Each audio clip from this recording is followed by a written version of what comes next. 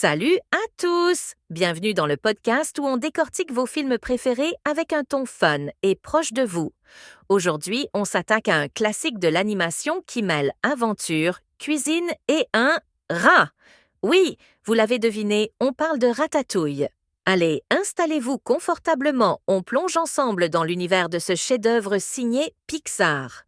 Ratatouille, c'est avant tout l'histoire de Rémi, un rat pas comme les autres.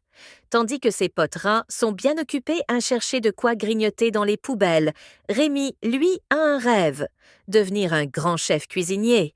Et oui, notre petit héros est un vrai passionné de gastronomie. Son modèle?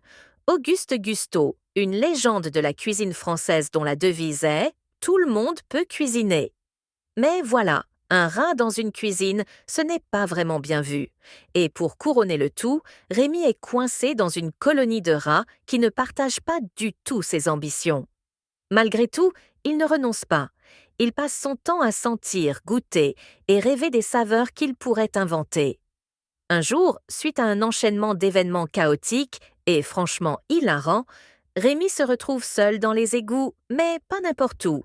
Il est à Paris, la capitale mondiale de la gastronomie. Et devinez où il atterrit? Juste sous le restaurant autrefois étoilé de son idole, Gusteau. Curieux, il s'aventure dans la cuisine. Là, il rencontre Linguini, un jeune homme maladroit embauché comme commis de cuisine. Et franchement, Linguini est aussi doué pour cuisiner qu'un pingouin sur un vélo. Mais voilà, c'est justement ça qui va tout changer. Rémi découvre que Linguini est le fils caché de Gusteau et qu'il pourrait hériter du restaurant. Mais pour ça, il doit prouver qu'il a le talent de son père. Sauf qu'il ne sait pas cuisiner, souvenez-vous. C'est là que Rémi entre en scène. Après un début un peu chaotique, nos deux héros réalisent qu'ils peuvent travailler ensemble. Comment? Rémi contrôle Linguini en tirant sur ses cheveux, un peu comme s'il jouait à un jeu vidéo en temps réel. Ce duo improbable commence à faire des merveilles en cuisine et bientôt, les plats de Linguini, ou devrais-je dire de Rémi, attirent l'attention. Tout semble aller pour le mieux, mais évidemment, ça ne dure pas. Rémi doit jongler entre son rôle secret de chef, sa loyauté envers sa famille de rats, qui ne comprend toujours pas son rêve, et le chef Skinner, un cuisinier mesquin qui est déterminé à saboter Linguini et à révéler la vérité.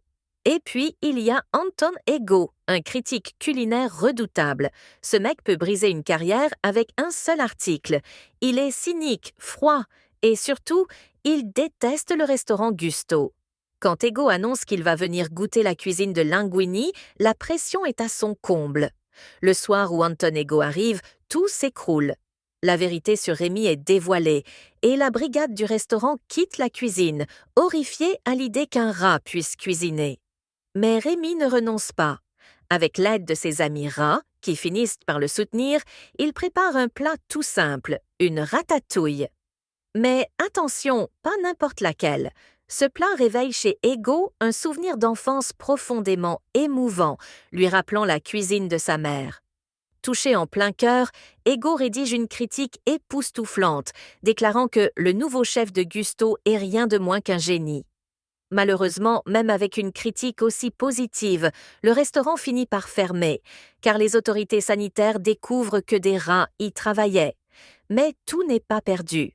Rémi, Linguini et Colette, la talentueuse sous-chef, ouvrent un petit bistrot où humains et rats travaillent ensemble en secret.